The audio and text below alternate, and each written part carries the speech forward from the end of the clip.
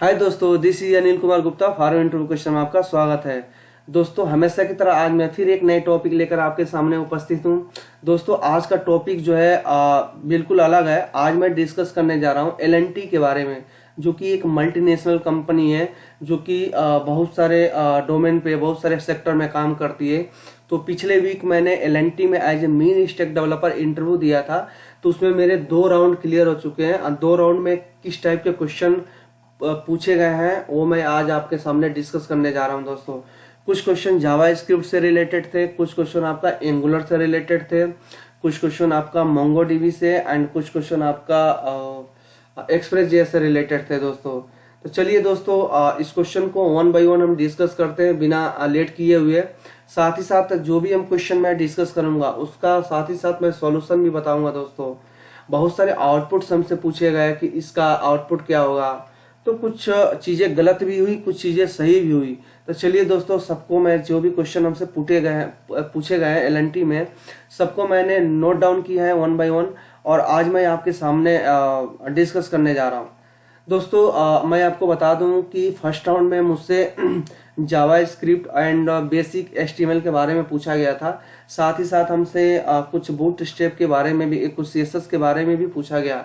तो मैंने डायरेक्टली बोल दिया कि sir I have little bit knowledge about the CSS and HTML। तो देन इंटरव्यूअर ने सबसे ज़्यादा फोकस किया जावा स्क्रिप्ट पे। ठीक है दोस्तों, तो चलिए सबसे पहले फर्स्ट राउंड में जो क्वेश्चन हमसे पुटअप किए गए हैं, ये क्वेश्चन है कि सबसे पहले डिस्कस कर लेते हैं कि क्वेश्चन क्या है, उसके बाद मैं सॉल्यूशन बताऊंगा। दोस्तों, सबसे फर्स्ट क्वेश्चन ये हमसे पूछा गया था कि लेट कॉन्स्टेंट और बैर में मेन डिफरेंस क्या है। उसके बाद क्वेश्चन हमसे ये पूछा गया है कि call and apply and bind तीनों में मेन डिफरेंस क्या है। ठीक है दोस्तों, यहाँ पे एक और बाइंड भी है। थर्ड क्वेश्चन ये है दोस्तों कि how make website responsive, website को रिस्पॉन्सिव कैसे बनाएंगे हम। फोर्थ क्वेश्चन ये है दोस्तों कि what is a doctype. जो भी हम देखते हैं कि जो भी हम HTML वगैरह लिखते हैं तो उसमें सबसे टॉप पे क्या होता है, डॉक टाइप होता है। तो उसके वो भी पूछा गया था कि क्यों यूज करते हैं।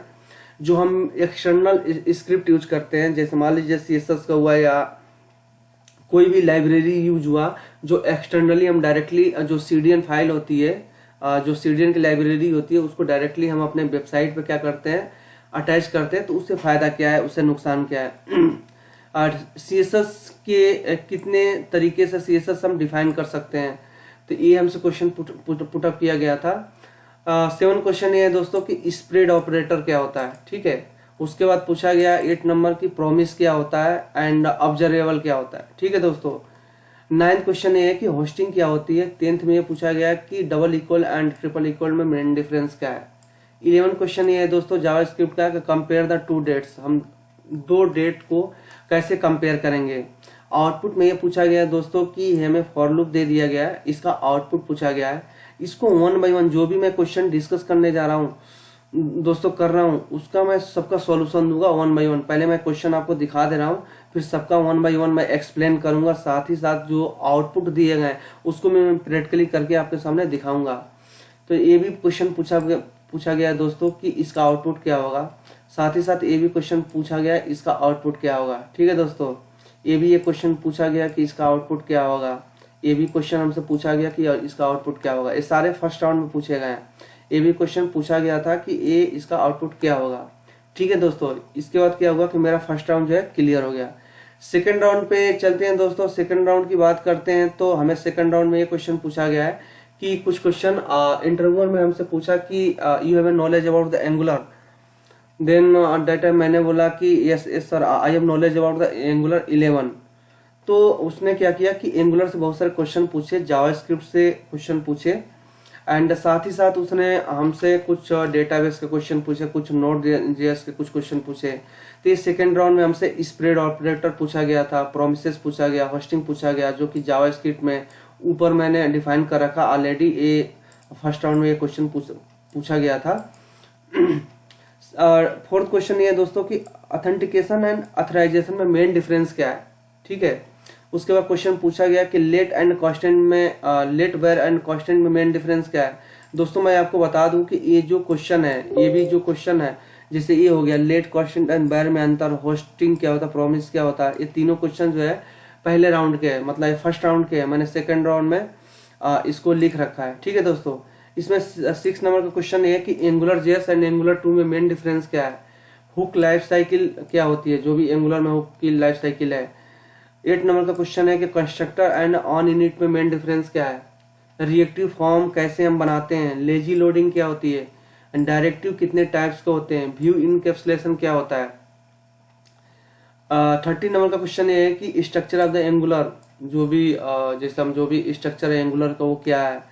40 नंबर का क्वेश्चन है कि अपने आपकी जो भी वेबसाइट है दोस्तों, अगर उसमें सपोज कीजिए कि उसकी परफॉर्मेंस बहुत स्लो है आपकी वेबसाइट को, तो उसको कैसे हम इम्प्रूव कर सकते हैं दोस्तों।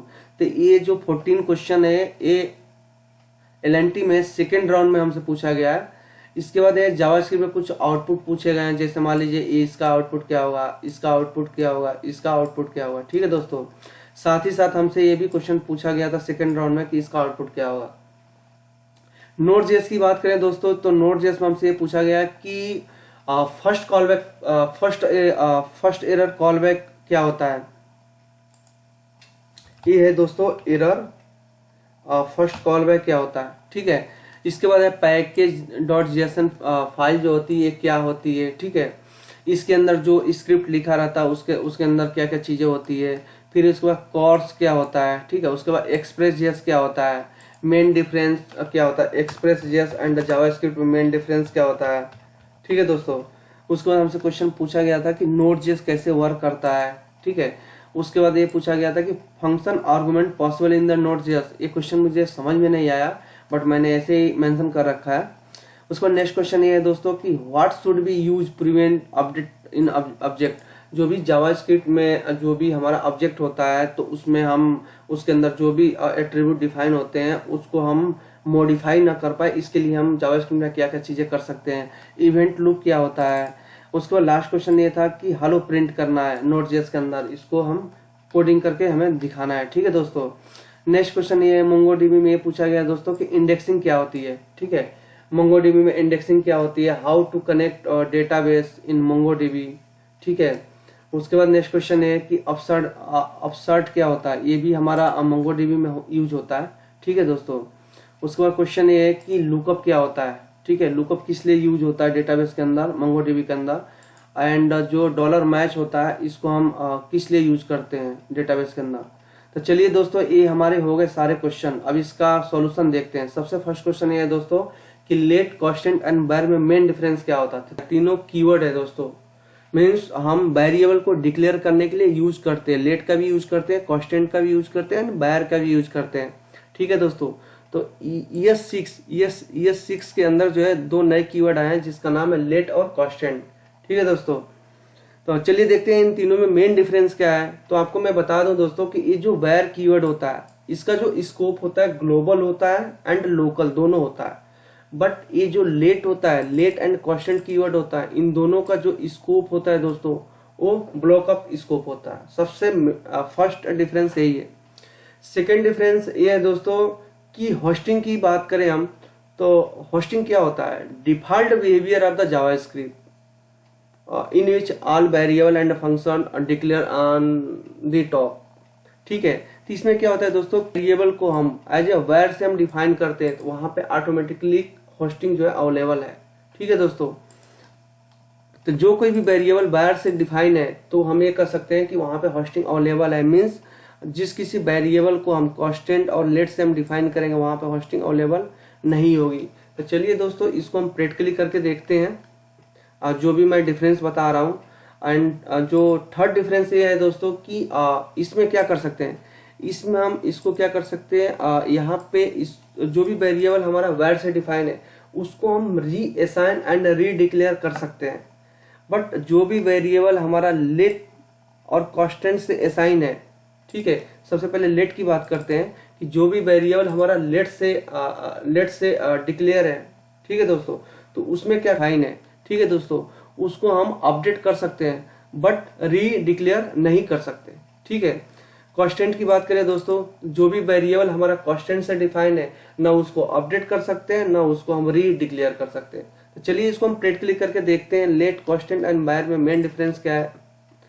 तो जो मैंने आपको थियरेटिकल बताया दोस्तों, जैसे मान लीजिए मैंने एक एग्जाम्पल ले रखा है, आपके लिए कुछ नोट्स बना रखा है, जिससे मैं जो भी क्वेश्चन है स्टेप बाय स्टेप मैं आसानी से डिस्कस कर सकूं। ठीक है दोस्तों, अब चलिए इस आउटपुट को मैं देखता हूं।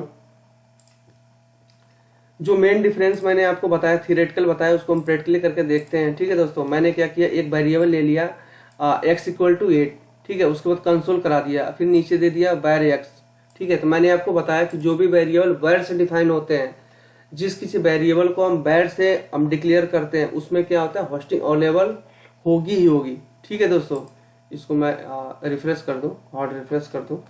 ठीक है, तो यहाँ पे मैंने क्या किया कि ये वेरिएबल क्या है, var से डिफाइंड है। देखते हैं इसका आउटपुट क्या आएगा। देखिए दोस्तों, इसका आउटपुट आया 8। क्यों 8 आया कि यहाँ पे होस्टिंग अवेलेबल है। क्यों कि होस्टिंग क्या होता है, ये जावास्क्रिप्ट का डिफॉल्ट वेरिएबल बिहेवियर होता है। ये क्या करता है कि जो भी वेरिएबल var से डिफाइन होता है उसको क्या करते हैं, टॉप पे लेके चला जाता है। अगर इसको देखा जाए तो इसका सही में लिखने का जो तरीका होगा दोस्तों, ऐसे होगा, var x एंड यहाँ पे x की वैल्यू मैंने आपको 8 दे दी। ठीक है दोस्तों, अब इसके बाद मैंने कर दिया कंसोल कर दिया, यहाँ पे कंसोल डॉट लॉग। ठीक है, और यहाँ पे x को मैं क्या कर दिया, प्रिंट करा दिया। ठीक है दोस्तों, इसका अगर सही मायने में बोला जाए तो इस कोड को लिखने का तरीका क्या है दोस्तों, ऐसे है। मीन्स जब होस्टिंग अप्लाई होगी तो ये कोड जो है ऐसे इंटरनली ऐसे लिखा हुआ मिलेगा, मतलब ऐसे वर्क करेगा। ठीक है दोस्तों, ये डायरेक्टली उठ के टॉप पे चला जाएगा। मीन्स यहाँ पे वेरिएबल डिक्लेयर हो जाएगा x, इसमें वैल्यू 8 असाइन हो जाएगी, उसके बाद कंसोल हो जाएगा। इसको भी आप जब इंटर करेंगे तो 8 ही आएगा। ठीक है दोस्तों, ये जो है डिफरेंस है। अब आपको मैंने बताया कि जो भी वेरिएबल var से डिक्लेयर होता है उसमें होस्टिंग अवेलेबल होती है, बट जो वेरिएबल हमारा var से डिक्लेयर नहीं होते, मीन्स जैसे मान लीजिए लेट से, यहाँ पे इस वेरिएबल को मैंने लेट से डिक्लेयर कर दिया। ठीक है, तो देखते हैं यहाँ पे इसका आउटपुट क्या आता है दोस्तों। देखिए एरर आने लगा, ये एरर बताने लगा कि x has already declare, means आपने इसको x को यहाँ पे डिक्लेयर कर रखा है। ठीक है, आपने यहाँ पे x में वैल्यू असाइन कर रखा और यहाँ पे भी आपने लेट x ले लिया। मीन्स यहाँ पे होस्टिंग नहीं है दोस्तों, ये टॉप पे नहीं जाएगा। अगर वेरिएबल को हम या लेट से हम डिफाइन करते हैं तो वहाँ पे होस्टिंग नहीं होती है, इसलिए एरर आ रहा है कि x ऑलरेडी डिक्लेयर, आपने x को ऑलरेडी डिक्लेयर किया है। मीन्स जो भी वेरिएबल हमारा लेट से डिफाइन होता है, लेट से हम जो भी वेरिएबल हम डिक्लेयर करते हैं उसमें क्या होता है कि उसको हम रीडिक्लेयर नहीं कर सकते। मीन्स हम 2 बार उसको नहीं लिख सकते हैं। ठीक है दोस्तों, ये देखिए, अब इसको मैं क्या करता हूँ, इस वेरिएबल को मैं क्या करता हूँ, यहाँ पे कांस्टेंट लिखता हूँ, CONST कांस्टेंट लिखता हूँ। ठीक है, अब मैं यहाँ पे इंटर करता हूँ। देखिए ये भी एरर आएगा। ठीक है, इसमें भी जो भी वेरिएबल हमारा कांस्टेंट से डिफाइन होता है उसमें क्या होता है, उसको ना रीडिक्लेयर कर सकते हैं ना उसको रीअसाइन कर सकते हैं। मीन्स ना उसको अपडेट कर सकते हैं ना उसको हम रीडिक्लेयर कर सकते हैं। ठीक है दोस्तों, अब मैं इसमें सेकेंड एग्जाम्पल लूंगा दोस्तों। यहाँ पे रीअसाइन की बात मैंने की, तो रीअसाइन का भी मैं एक एग्जांपल ले लेता हूँ। देखिए जो भी वेरिएबल हमारा var से डिफाइन होता है उसमें क्या होता है, उसको हम रीअसाइन कर सकते हैं, मीन्स अपडेट कर सकते हैं। देखिए इसका आउटपुट क्या आएगा। देखिए मैंने इस वेरिएबल को v1 इक्वल टू 1 रखा, फिर इसमें वैल्यू 30 डाल दिया और इसको कंसोल कराया तो हमारा 30 आ गया। ये तो var का कंसेप्ट है। अब इसको लेट से देख लेते हैं दोस्तों। मैं इसको क्या करता हूँ, यहाँ पे लेट डिफाइन कर देता हूँ। ठीक है, अब मैं इसको इंटर करता हूँ। यहाँ पे 30 की जगह मैं ले लेता हूँ 40 ले लेता हूँ। ठीक है, अब इसको इंटर कर देता हूँ। देखिए मीन्स ये काम करता हूँ, इसको मैं क्लियर करता हूँ। इसको v1 की जगह मैं v2 कर देता हूँ। ठीक है, v2 कर देता हूँ। ठीक है, यहाँ पे मैं v2 कर देता हूँ। अब मैं इसको इंटर करता हूँ। देखिए 40 आ गया। मीन्स जो भी वेरिएबल हमारा लेट से डिफाइन है उसमें क्या है, उसमें अपडेट अवेलेबल है। जो भी वेरिएबल हमारा लेट से डिफाइन है उसको हम क्या कर सकते हैं, अपडेट कर सकते हैं, बट हम रीडिक्लेयर नहीं कर सकते। ठीक है दोस्तों, अब मैं देखता हूं यहाँ पे, जिसे आपने ये कर दिया, इसको मैं यदि सपोज कीजिए ये लेट मैंने डिफाइन कर दिया। ठीक है, यहाँ पे अब मैं इसको इंटर करता हूँ, देखिए एरर आएगा, कहेगा कि B2 already has been declare. आपने B2 का ऑलरेडी एक बार डिक्लेयर किया, आप दोबारा इसको रीडिक्लेयर नहीं कर सकते। ठीक है दोस्तों, अब चलते मैं कांस्टेंट की बात करता हूँ। ठीक है, यहाँ पे मैं आता हूँ, इसको मैं कांस्टेंट लेता हूँ, इसको मैं कांस्टेंट लेता हूँ। ठीक है दोस्तों, अब मैं इसको V3 कर देता हूँ, इसको V3 कर देता हूँ, यहाँ पे V3 कर देता हूँ। ठीक है, अब मैं इसको इंटर करता हूँ। ठीक है, देखिए कर रहा है कि assignment to constant variable, means इसमें जो भी वेरिएबल हम कांस्टेंट से डिफाइन करते हैं उसमें क्या है दोस्तों, उसमें ना रीडिक्लेयर अलाउ होता है, ना ही रीअसाइन अलाउ होता है। ठीक है दोस्तों, ये रहा मेन डिफरेंस। अब मैं इसमें थर्ड पॉइंट पर चलता हूँ। ये देखिए, रीअसाइन का हो गया, रीडिक्लेयर का हो गया। ठीक है दोस्तों, ये मैंने सारा आपको प्रैक्टिकली करके दिखा दिया कि लेट, कांस्टेंट एंड वायर में मेन डिफरेंस क्या है। ठीक है दोस्तों, अब मैं चलता हूँ सेकंड क्वेश्चन पे।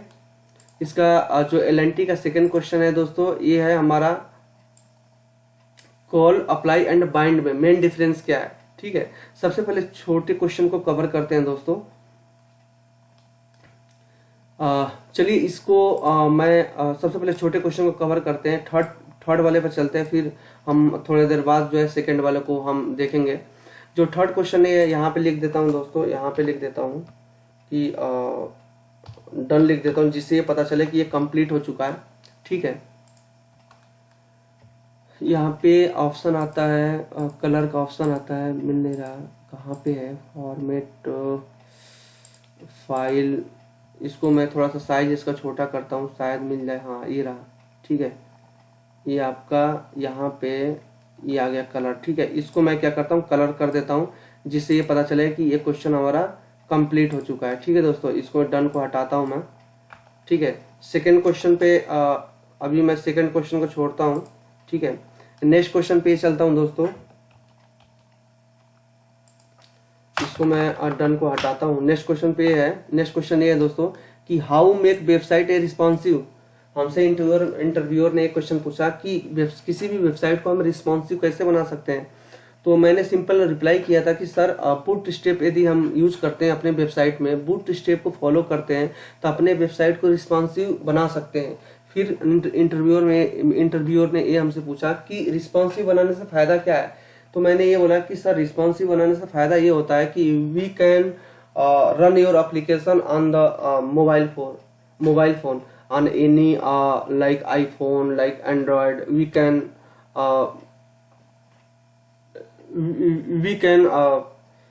display your we can run your application any mobile phone. इसमें फोर्थ नंबर का क्वेश्चन ये है दोस्तों कि what is a dog type.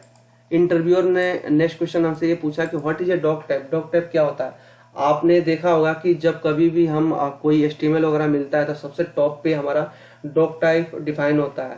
तो दोस्तों मैं आपको बता दूं कि ये जो डॉग टाइप होता है ये ब्राउजर को बताता है, ये ब्राउजर को ये बताता है कि आपने जो भी कोड कर रखा है वो क्या चीज है। मैं आपको बताता हूँ इसका एग्जैक्ट डिफिनेशन क्या है दोस्तों, मैं आपको बताता हूँ। What is a dog type कह रहा है कि the HTML dog type tag is a very first line code in the HTML document.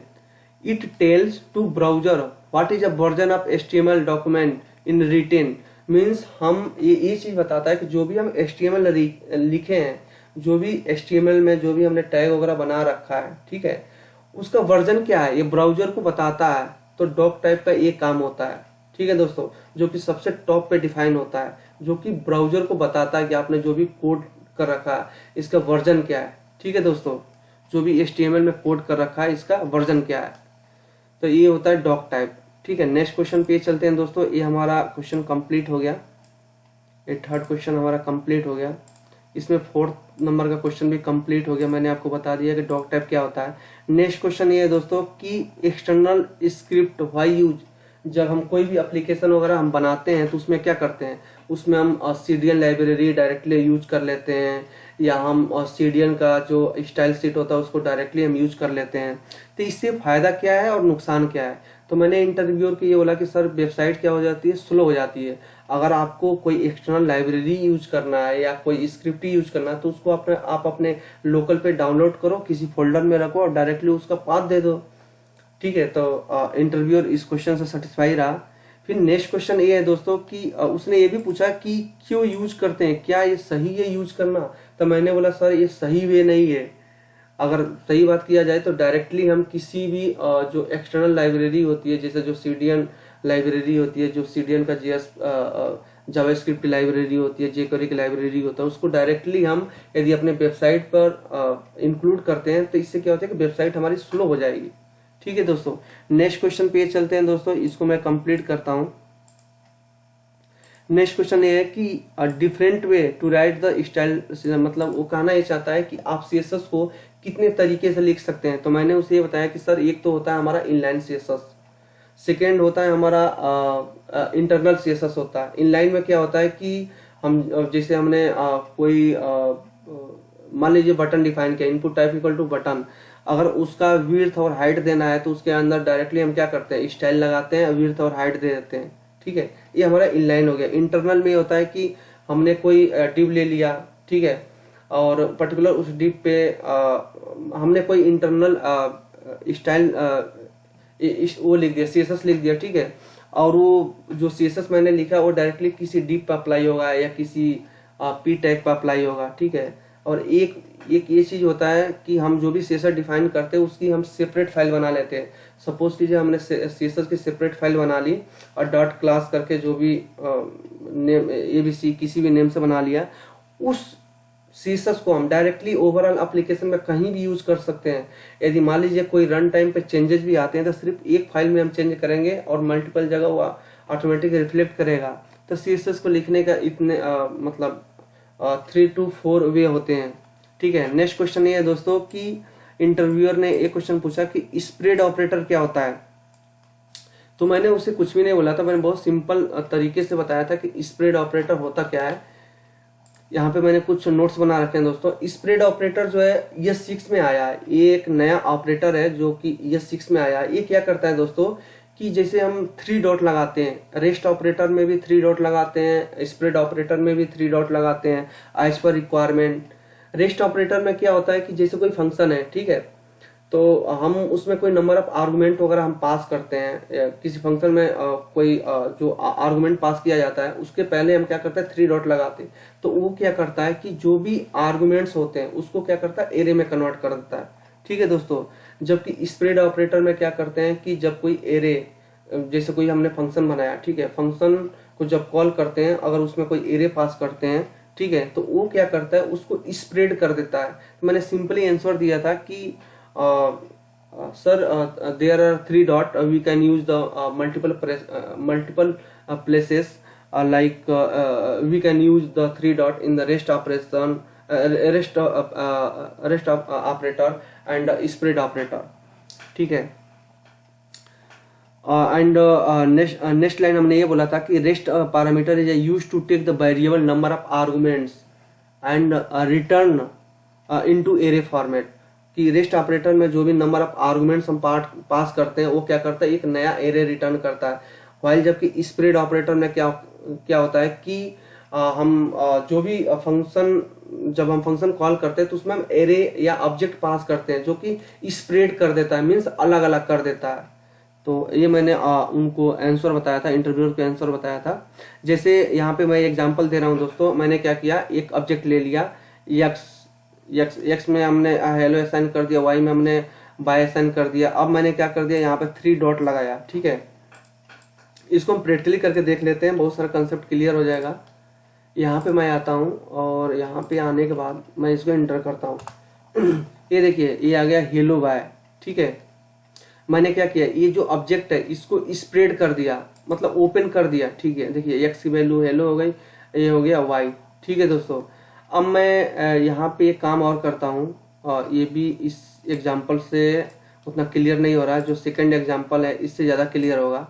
मैं यहाँ पे क्या करता हूँ, ऑब्जेक्ट 1 एंड ऑब्जेक्ट 2। ठीक है, एंड यहाँ पे मैं क्या करता हूँ, रुकिए, इसको मैं ऐसे कर दिया।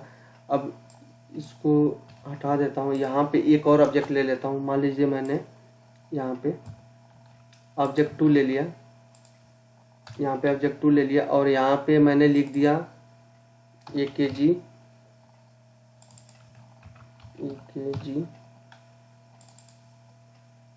नोएडा, यहाँ पे लिख दिया। ठीक है, अब मैं क्या करता हूँ दोस्तों, यहाँ पे मैंने यहाँ पे कॉमा किया, यहाँ पे 1 2 3 एंड OBJ2 लिख दिया। ठीक है, इसी को कॉपी करता हूँ, यहाँ पे डालता हूँ, यहाँ पे 2 बनाता हूँ। ठीक है, उसके बाद मैंने क्या किया, इसको मैंने क्या किया, कंसोल कराया यहाँ पे। ठीक है, अब मैं देखिए इसको इंटर किया। ठीक है, यहाँ पे हम ये देख रहे हैं दोस्तों, वो यहाँ पे एक मिस्टेक ये हुई है कि ये जो वेरिएबल है, यहाँ पे मैं XY यहाँ पे Z ले लेता हूँ एंड यहाँ पे मैं ले लेता हूँ, आपको ये ले लेता हूँ। ठीक है, यहाँ पे Z ले लेता हूँ। ठीक है, अब मैं इसको इंटर करता हूँ। ये देखिए दोस्तों, इसने क्या किया, स्प्रेड ऑपरेटर में यही होता है कि हम कोई ये क्या करता है, एक नया एरे रिटर्न करता है। हमने क्या किया, एक नया ऑब्जेक्ट ले लिया, एक नया एरे रिटर्न करता है, एक नया ऑब्जेक्ट रिटर्न करता है। ठीक है, ये स्प्रेड कर देता है, मीन्स इसको फैला देता है। ये देखिए ऑब्जेक्ट 1 ले लिया, यहाँ पे ऑब्जेक्ट 2 ले लिया। ठीक है, मैंने क्या किया कि ऑब्जेक्ट 1 के पहले 3 डॉट लगा दिया, कॉमा करके ऑब्जेक्ट 2 के पहले 3 डॉट लगा दिया। ठीक है दोस्तों, अब मैं इसको कंसोल कराया तो इसने क्या किया, कंबाइन कर दिया, मीन्स एक नया ऑब्जेक्ट रिटर्न कर दिया। ये होता है स्प्रेड ऑपरेटर। चलिए नेक्स्ट क्वेश्चन पे चलते हैं दोस्तों कि प्रोमिस क्या होता है।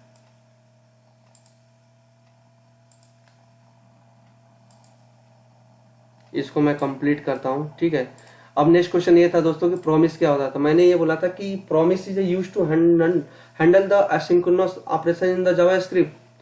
प्रॉमिस जो है एसिंक्रोनस ऑपरेशन को हैंडल करने के लिए यूज होता है जावास्क्रिप्ट के अंदर।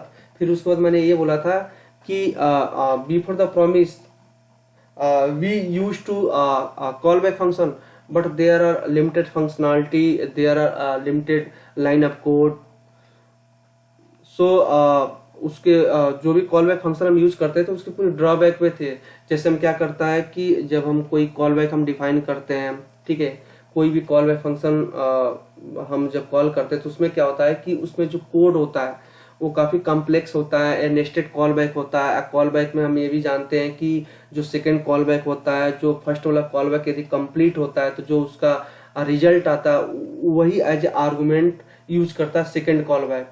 तो मैंने ये बताया था इसके कुछ ड्रॉबैक थे कि इसमें क्या होता है कि कोड कॉम्प्लेक्स हो जाता है, ये नॉट रीडेबल होता है एंड इसमें क्या होता है कि code as a pyramid format में दिखने लगता है। यदि आपके कोड में कोई बग आ जाता है, कोई स्टक हो जाता है तो उस केस में क्या होता है कि आपका पूरा कोड जो है रुक जाएगा। आपका कोई भी जो भी आपने कोड लिख रखा है 100 लाइन का या 150 लाइन का, वो कोई भी काम नहीं करेगा अगर एक भी बग आता है तो। ठीक है, ये जो है ड्रॉबैक थी हमारी कॉल बैक की। तो उस ड्रॉबैक को रिजॉल्व करने के लिए, उस प्रॉब्लम को रिजॉल्व करने के लिए हमारा आया प्रॉमिस। ठीक है, प्रॉमिस आया, आसिंक वेट है, सेट टाइम आउट है। इन सारी चीजों से जो भी टेक्निक्स है इनसे हम कॉल बैक की प्रॉब्लम को रिजॉल्व कर सकते हैं। तो मैंने उसने पूछा था इंटरव्यूअर में, ये पूछा था कि प्रॉमिस क्या होता है, बट प्रॉमिस बताते बताते मैंने कॉल बैक भी बता दिया। ठीक है दोस्तों, तो अब जाहिर सी बात है जब प्रॉमिस आता है तो इसका सिंटेक्स भी पूछा जा सकता है कि प्रॉमिस कैसे लिखा जाता है। ठीक है दोस्तों, तो मैं आपको बता दूं कि प्रॉमिस में कुछ नहीं होता, इसका सिंटेक्स ये होता है कि न्यू ऑपरेटर लगाते हैं। ठीक है, ये एक क्लास होता है जिसके अंदर 2 पैरामीटर होते हैं, रिजॉल्व होता है, रिजेक्ट होता है। मैंने ये भी बताया था कि जो भी हम प्रॉमिस डिफाइन करते हैं वो क्या कर सकता है कि मल्टीपल एसिंक्रोनस ऑपरेशन को हैंडल कर सकता है, जो कि ऑब्जेक्ट रिटर्न करता है। ठीक है, ये जो रिटर्न करता है ये ऑब्जेक्ट रिटर्न करता है। इसमें इसके बहुत सारे मेथड होते हैं, जैसे डॉट देन मेथड होता है, डॉट फेच मेथड होता है, डॉट कैच मेथड होता है। ये क्या करते हैं, ये सारे जो भी असिंक्रोनस ऑपरेशन होते हैं उनको क्या करते हैं, उनको ये हैंडल करते हैं। ठीक है, सपोज कीजिए मैंने एक प्रॉमिस लिखा, ठीक है, अगर उसका कुछ आउटपुट आया, अगर उस आउटपुट पे कोई कंडीशन लगाता है तो डॉट देन लगा के हम उसको हैंडल करेंगे। कोई एक्सेप्शन आता है तो डॉट कैच लगा के हम उसको हैंडल करेंगे।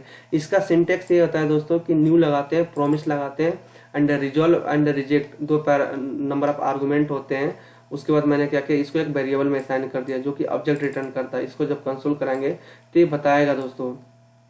अगर इसको मैं जाता हूँ यहाँ पे, अगर इसको मैं कंसोल कराता हूँ सिंपल, इसको मैं हटाता हूँ यहाँ पे, इसको इंटर करता हूँ तो देखिए क्या बताएगा, ये अनएक्सपेक्टेड आइडेंटिफायर बता रहा है, मीन्स एक मिनट यहाँ पे ये गलत है, ये वायर हो गया, ठीक है।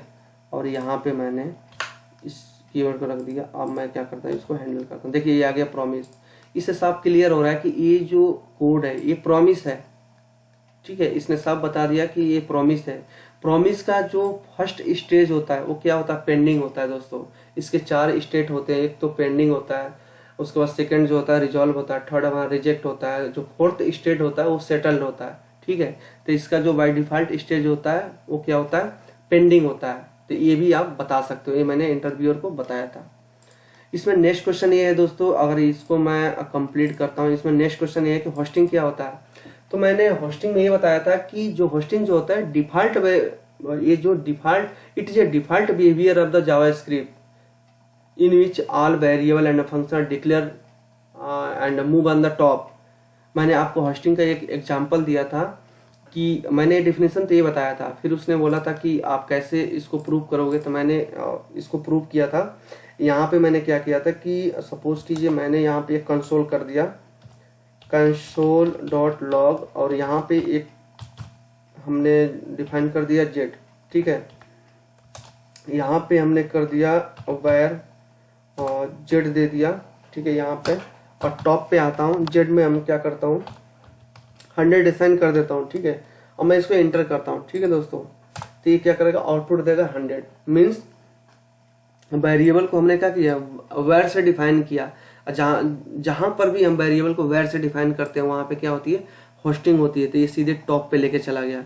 मीन्स अगर इस कोड को लिखा जाए तो ये कोड ऐसे होगा, वेयर जेड, और यहाँ पे जेड में यहाँ पे वैल्यू 100 असाइन हो जाएगी, और ये हो जाएगा console.log, और यहाँ पे हो जाएगा जेड, ठीक है। अगर इसको मैं इंटर करूँ तो भी हमारा 100 आएगा, ठीक है दोस्तों। तो ये होता है होस्टिंग। तो मैंने ये एग्जांपल देकर इंटरव्यूअर को समझाया था। नेक्स्ट क्वेश्चन ये है दोस्तों कि double equal and triple equal में मेन डिफरेंस क्या है। अगर मैं इसको कंप्लीट कर दूं, नेक्स्ट क्वेश्चन ये है दोस्तों कि double equal and triple equal में मेन डिफरेंस क्या है। तो मैंने इंटरव्यूअर को ये बताया था कि sir both operator use to comparison, but जो डबल इक्वल होता है ये क्या करता है, कंपेयर करता है दो वेरिएबल को या बोल सकते हैं 2 वैल्यू को कंपेयर करता है। बट ये क्या करता है, ये कंपेयर के साथ साथ उसका टाइप भी चेक करता है, ठीक है। सपोज कीजिए, अब मैं इसको एग्जांपल देके समझता हूँ। यहाँ पे मान लीजिए कंसोल किया, console.log, ठीक है। आपको पता होगा कि 0 का मतलब क्या होता है, फॉल्स होता है। तो यहाँ पे मैंने दे दिया फॉल्स, ठीक है। अब मैंने इस पे इंटर कर दिया, इसने दे दिया ट्रू, ठीक है।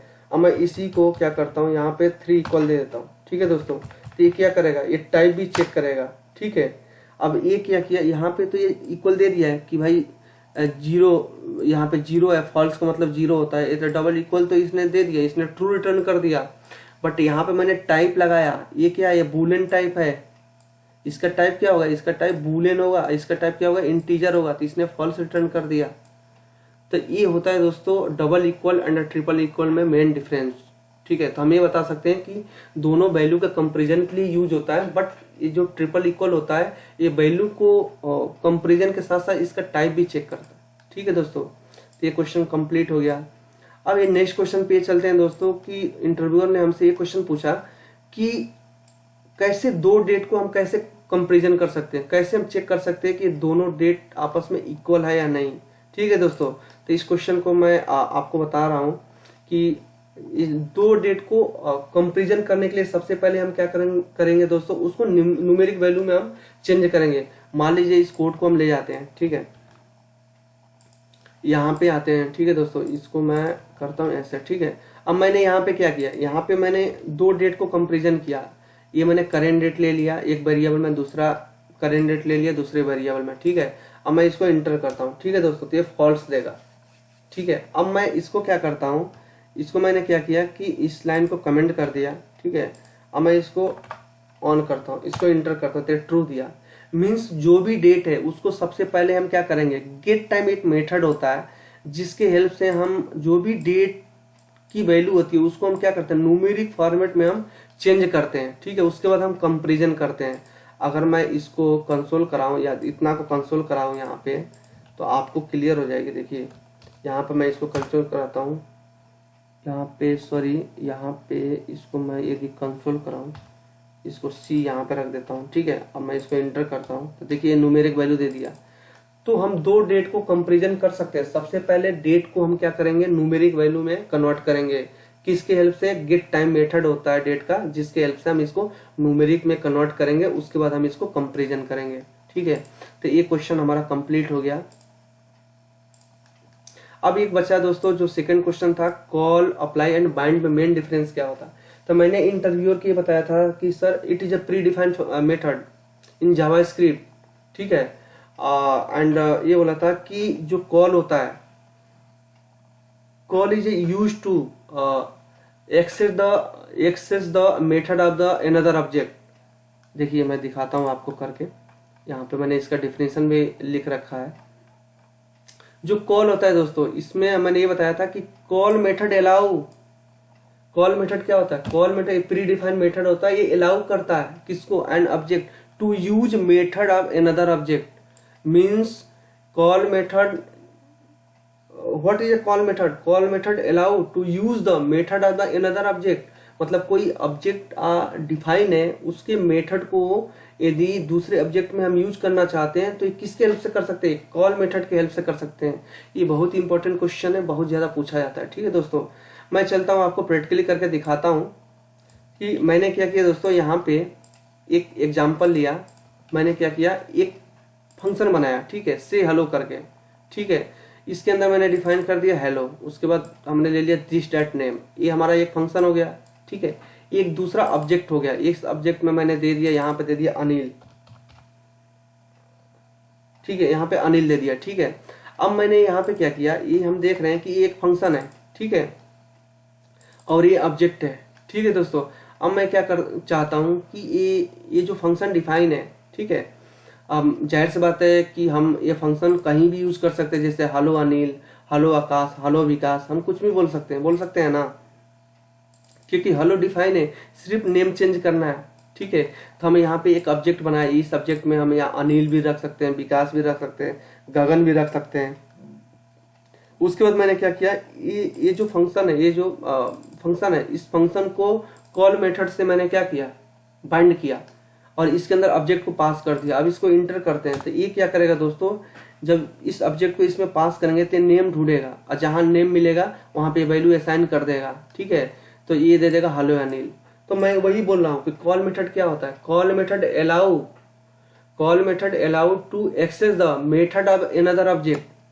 देखिए call method allow to use access the method of another object, ठीक है।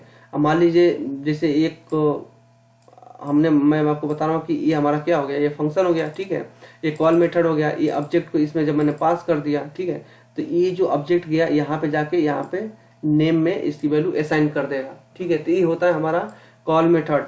अप्लाई क्या होता है दोस्तों, अप्लाई सेम होता है, कॉल मेथड एंड जो अप्लाई होता है मेथड जो होता है, दोनों सेम होते हैं, बट डिफरेंस ये होता है कि इसमें जो नंबर ऑफ आर्गुमेंट हम पास करते हैं वो कॉमा सेपरेट होता है, जबकि अप्लाई के अंदर क्या होता है, जो नंबर ऑफ आर्गुमेंट हम पास करते हैं वो एरे फॉर्मेट में हम पास करते हैं, ठीक है दोस्तों। तो इसको भी हम प्रैक्टिकली करके देख लेते हैं। यहाँ पे मैंने एक फंक्शन लिया, जिसे से समथिंग करके, ठीक है दोस्तों। यहाँ पे नेम इज मैसेज करके एक फंक्शन है, ठीक है। अब मैं इसमें कॉल में क्या कर रहा था, सेम ऐसे ही बनाया हुआ था, ठीक है, सेम ऐसे ही बनाया हुआ था। उसके बाद क्या कर रहा था, यहाँ पे कॉल लिखा हुआ था, ठीक है। उसके बाद मैंने क्या किया था, इसके अंदर इस सब्जेक्ट को पास कर दिया था। जैसे मान लीजिए मैं एक काम करता हूँ, इसको कट करता हूँ, इसको कॉल कर देता हूँ, ठीक है, कॉल, ठीक है। अब देखिए ये कॉल मेथड हो गया, ठीक है। जब मैं इसको इंटर करूंगा तो जोहन इज अनडिफाइंड, ये क्यों बोला, Johan is undefined something call and method, message आया है, ठीक है। 1 मिनट, यहाँ पे क्या था मेरा, ये था से था, ठीक है। अच्छा यहाँ पे कोई पैरामीटर था नहीं, यहाँ पे 30 ऑटोमेटिक ले लिया था। अब मैं यहाँ पे क्या किया, एक पैरामीटर दिया हूँ, ठीक है।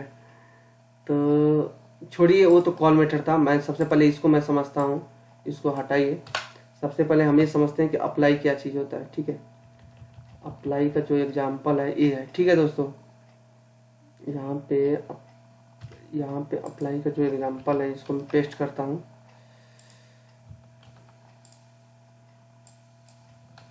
तो यहाँ पे मैंने एक चीज़ देख लिया, ये एक फंक्शन बना दिया, ठीक है, यहाँ पे एक ऑब्जेक्ट ले लिया, ठीक है। अब मैं क्या करता हूँ कि इस फंक्शन में अप्लाई लगाया, ठीक है दोस्तों।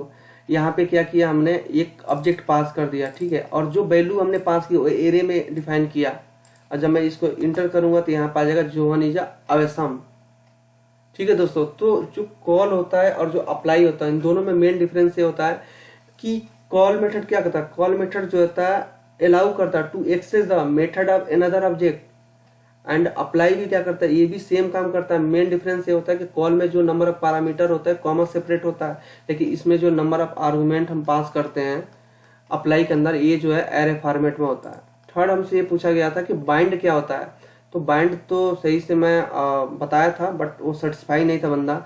बाइंड में क्या होता है दोस्तों कि नया फंक्शन रिटर्न करता है, ठीक है, ये नया फंक्शन रिटर्न करता है, ठीक है दोस्तों। अब ये इसमें नेक्स्ट क्वेश्चन पे चलते हैं दोस्तों। ये हमारा सारा कंप्लीट हो गया, एक कॉल अप्लाई एंड बाइंड, ठीक है।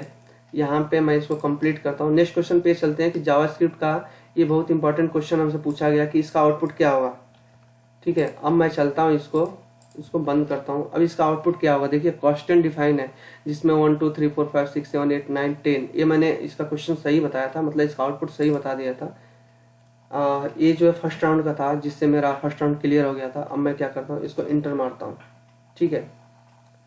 अब देखिए दोस्तों, यहाँ पे कुछ एक मिनट, यहाँ पे मैंने क्या किया था, यहाँ पे लेट था, ठीक है।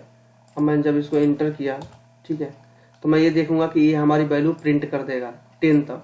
यहाँ पे लेट मैंने रखा, ठीक है, देखिए ये 0 पे जाएगा, 0 1 2 3 ऐसे करके 10 तक ये प्रिंट कर देगा। तो मैंने इसका आउटपुट सही बताया। फिर इंटरव्यूअर ने क्या किया, यहाँ पे लेट की जगह इसने वैर कर दिया।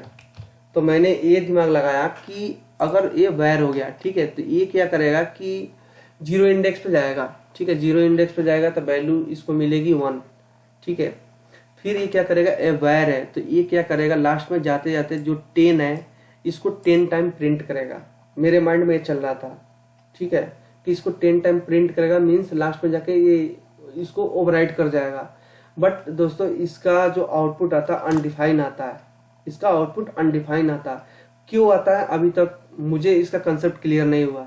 मीन्स एक क्वेश्चन हमसे पूछा गया था, बहुत इंपॉर्टेंट क्वेश्चन है कि इसका आउटपुट अनडिफाइन क्यों आएगा। अगर आपको पता है दोस्तों तो मेरे कमेंट बॉक्स में कमेंट जरूर करें दोस्तों, मतलब इसका सॉल्यूशन मुझे जरूर बताएं कि इसका आउटपुट अनडिफाइन क्यों आएगा, ठीक है। ये बहुत इंपॉर्टेंट क्वेश्चन है दोस्तों। ये 2 बार हमसे first round and second round दोनों राउंड में क्वेश्चन हमसे पूछा गया था कि इसका आउटपुट अनडिफाइन। सबसे पहले इंटरव्यूअर ने हमसे ये पूछा कि इसका आउटपुट क्या आएगा, तो मैंने इसका आउटपुट सही नहीं बताया, ठीक है। बाद में इसको जब मैंने प्रैक्टिकली रन करा के देखा तो इसका आउटपुट अनडिफाइन आ रहा था, ठीक है। तो यही जानना है कि इसका आउटपुट अनडिफाइन क्यों आएगा, ठीक है दोस्तों। अगर इसका सॉल्यूशन आपको पता हो, इसका आउटपुट आपको पता हो प्रैक्टिकली, तो मुझे जरूर बताइए दोस्तों, मेरे कमेंट बॉक्स में कमेंट जरूर कीजिए। थर्ड क्वेश्चन ये है दोस्तों, इसने एक क्वेश्चन ये पूछा था कि यहाँ पे मैं आता हूँ, वही क्वेश्चन है थोड़ा घुमाकर हमसे पूछा गया था सेकेंड राउंड में। यहाँ पे 10 की जगह यहाँ पे 5 था, और इसका भी आउटपुट वही आएगा दोस्तों। देखिए यहाँ पे मैं बता रहा हूँ 1 2 3 1 2 3, यहाँ पे ये देखिए ये अलग यहाँ पे आई है, ठीक है। तो यहाँ पे 5 की जगह इसने क्या किया था, यहाँ पे 5 की जगह शायद 9 था, आई थिंक 9 था, ठीक है। अगर मैं इसको इंटर कराता हूँ, ठीक है, इसने क्या किया था कि AI की वैल्यू, इसकी वैल्यू 1000 थी, उसके बाद मैं इंटर किया, ठीक है। तो इंटरव्यूअर ने ये पूछा कि इसका आउटपुट क्या आएगा, ठीक है दोस्तों। देखिए आपके सामने इसका आउटपुट प्रिंट हो रहा है 1 to 8, 0 से लेकर 8 तक इसका आउटपुट जो है प्रिंट हुआ है, ठीक है दोस्तों। तो मैं एक चीज देख रहा हूँ कि इसमें ये भी मैंने आउटपुट सही बताया था इंटरव्यूअर को, बट इसका जो यहाँ पे जो था देखिए थोड़ा थोड़ा टाइम लग रहा है। तो उसने ये पूछा था कि इसका मतलब क्या हुआ, यहाँ पे अगर ये जो वायर डिफाइन किया गया, अगर यहाँ पे हम इसको हम लेट कर दें तो इसका आउटपुट क्या आएगा, करके देखते हैं। जैसे हमारा वायर बैर हम लिख रहे हैं, जैसे बैर लिखने पर जो आउटपुट आ रहा है सेम आउटपुट हमारा लेट लिखने पर भी आएगा। तो ये इंटरव्यूअर ने ये दोनों क्वेश्चन हमसे पुट अप किया था। ठीक है दोस्तों, इसका भी मैंने सटीक जवाब दिया था। नेक्स्ट क्वेश्चन ये है दोस्तों कि यहाँ पे हम बैर से टाइम आउट 10 एंड एक क्वेश्चन ये था दोस्तों, यहाँ पे मैं आता हूँ और सपोज कीजिए यहाँ पे मैंने एक किया कि एक फंक्शन बनाया। ठीक है, एक फंक्शन बनाया। ठीक है, इस फंक्शन के अंदर मैंने क्या किया, एक वेरिएबल असाइन किया, एबीसी के अंदर एक वेरिएबल असाइन कर दिया। ठीक है, अब मैंने क्या किया, देखिए ये एबीसी है। ठीक है, एक वेरिएबल असाइन कर दिया। अब यहाँ पे क्या हो रहा है कि सेम एक फंक्शन बनाया गया एबीसी नाम से। ठीक है, सेम एक फंक्शन बनाया गया है एबीसी के नेम से। यहाँ पे कुछ छूट गया है क्या, एक कोष्टक यहाँ पे बंद हो गया, कहीं कुछ मिस्टेक है। ठीक है, यहाँ पे देखिए तो ये चीज कहाँ बंद हो गई, ये चीज यहाँ बंद हो गया। ठीक है, ये चीज यहाँ बंद हो गया, फिर ये तो बंद ही नहीं हुआ। तो मैं ये काम करता हूँ, रिटर्न करता हूँ इसको। मैं यहाँ पे इस फंक्शन को कॉल कर लिया, इसको मैं ऐसे करता हूँ, इसको ऐसे करता हूँ। ठीक है दोस्तों, अब मैं इसको इस फंक्शन को यहाँ पे कॉल करता हूँ, इज नॉट ए फंक्शन। ठीक है, तो हमसे ये क्वेश्चन ये पूछा गया था कि इसका आउटपुट क्या होगा। ठीक है, तो मैंने ये देख रहे हैं दोस्तों, एक फंक्शन है, यहाँ पे एक फंक्शन है। ठीक है, उसके बाद एक वेरिएबल हमने डिफाइन किया एबीसी, फिर एबीसी यहाँ पे एक फंक्शन डिफाइन किया गया जिसके अंदर एक रिटर्न कराया गया फंक्शन को। ठीक है, फिर क्या किया गया कि यहाँ पे इसको, यहाँ पे इसने क्या किया है कि ये जो रिटर्न है किसके अंदर है, इस फंक्शन के अंदर है। ठीक है, इस फंक्शन के अंदर है, फिर उसको फंक्शन को कॉल कराया गया। ये क्वेश्चन ऐसे नहीं थे, क्वेश्चन कुछ और था, मैं आपको बता रहा हूँ। ये क्वेश्चन जो है सिंपल था, कुछ नहीं। एक वेरिएबल था, ऐसे करके एक वेरिएबल बनाया गया था, उसके बाद एक फंक्शन बनाया गया था। उसके बाद क्या हुआ था कि एक मिनट, यहाँ पे जो फंक्शन है, इस वेरिएबल को इसने क्या किया था, यहाँ पे कंसोल कराया था। सपोज कीजिए यहाँ पे मैंने कंसोल कराया था, कंसोल डॉट लॉग किया था, और यहाँ पे मैंने प्रिंट किया, मान लीजिए हेलो आई एम हियर। ठीक है, यहाँ पे लिख दिया। उसके बाद इसने क्या किया कि यहाँ पे एक वेरिएबल डिफाइन कर दिया, जो क्वेश्चन मुझसे पूछा गया था। ये मैं कुछ मिस्टेक किया हूँ लिखने में, और यहाँ पे एक वेरिएबल ले लिया ABC। ठीक है, यहाँ पे ऐसे लिख दिया। ठीक है दोस्तों, अब उसके बाद क्या किया गया कि ऐसे कॉल किया गया। ठीक है, ABC वेरिएबल ले लिया गया, वेरिएबल नहीं, यहाँ पे सपोज कीजिए मैं x ले लेता हूँ, और यहाँ पे x डिफाइन किया गया। ठीक है, और क्या किया गया है कि यहाँ पे x वैल्यू को, यहाँ पे x वैल्यू को प्रिंट कराया गया। ठीक है दोस्तों, उसके बाद इस फंक्शन को यहाँ पे रिटर्न करा दिया गया, उसके बाद इसको कॉल किया गया। ठीक है, ये क्वेश्चन हमसे पूछा गया, हाँ सेम यही क्वेश्चन है जो हमसे पूछा गया था। तो मैंने इंटरव्यूअर को ये जवाब दिया था कि सर यहाँ पे कंसोल नहीं होगा। तो उसने पूछा कि आउटपुट क्या आएगा, मैंने बोला अनडिफाइन आएगा। तो उसने पूछा क्यों, तो मैंने ये बोला कि सर यहाँ पे होस्टिंग होगी, यहाँ पे होस्टिंग अप्लाई होगी। किस लिए अप्लाई होगी कि हमने यहाँ पे वेरिएबल जो है, जो भी वेरिएबल एक्स डिफाइन कर रखा है वो वायर से डिफाइन कर रखा है। तो ये क्या करेगा, होस्टिंग क्या करता है, जो कि जावास्क्रिप्ट का बाय डिफॉल्ट बिहेवियर होता है, वो क्या करेगा, इसको टॉप पे लेके जाएगा। जब टॉप पे लेके जाएगा तो इसको, इस कोड का लिखने का जो तरीका होगा दोस्तों, मैं आपको बता रहा हूँ, इसका जो लिखने का तरीका होगा, ये जो है यहाँ पे ऐसे हो जाएगा, यहाँ पे ये आ जाएगा VA वायर x हो जाएगा। ठीक है, और इसमें कोई वैल्यू असाइन नहीं है। अगर हम देख रहे हैं तो इसमें कोई वैल्यू असाइन नहीं है, तो जाहिर सी बात है कोई वैल्यू असाइन नहीं होती है, तो इसका जो है जो इनिशियल वैल्यू होता है क्या होता है, अनडिफाइन होता है। तो यहाँ पे अनडिफाइन आ जाएगा। तो ये भी क्वेश्चन हमसे इंटरव्यू में पूछा गया था। ठीक है दोस्तों, इस क्वेश्चन को मैं इस सीट पे रख देता हूँ, जो हमसे एक्चुअली क्वेश्चन पूछा गया है, यहाँ पे सीट पे मैं रख देता हूँ इसको। ठीक है, तो ये रहा दोस्तों ऑब्जेक्टिव क्वेश्चन। तो हमने ये देखा कि जावा स्क्रिप्ट का जो भी क्वेश्चन है उसको मैंने कवर कर लिया, जो भी ऑब्जेक्टिव क्वेश्चन है उसको हमने कवर कर लिया। सेकेंड राउंड में ये हमसे पूछा गया दोस्तों, ये ऑलरेडी हम डिस्कस कर चुके हैं, spread, promise and hosting already हम डिस्कस कर चुके हैं, तो इसको मैं कर देता हूँ। इसमें फिर मैंने जो सेकेंड राउंड में हमसे क्वेश्चन पूछा गया दोस्तों कि ऑथेंटिकेशन एंड अथराइजेशन में मेन डिफरेंस क्या होता है? तो मैंने ये बोला था कि जब हम कभी भी जैसे लॉगिन पेज वगैरह हम बनाते हैं तो वहाँ पे क्या करते हैं कि हम यूजर नेम पासवर्ड डालते हैं। जब यूजर नेम पासवर्ड डालते हैं तो कभी कभी क्या होता है कि यूजर नेम पासवर्ड हम गलत डालते हैं तो वो लेता नहीं है, वो एरर बताता है क्योंकि वैलिडेशन लगा होता है। तो वहाँ पे वो क्या है, वो हमारा जो है ऑथेंटिकेशन है, ठीक है। एंड जब लॉगिन कर लेते हैं तो लॉगिन करने के बाद हम क्या करते हैं, टोकन वगैरह चेक करते हैं कि ये जो टोकन जनरेट हुआ है पर्टिकुलर इसी यूजर का है ना। बार बार हम टोकन को चेक करते हैं, या कोई एपीआई वगैरह बनाते हैं तो टोकन को हम चेक करते हैं, तो वो जो होता है अथराइजेशन होता है। तो इंटरव्यूअर ने ये बोला कि या आई गॉट इट।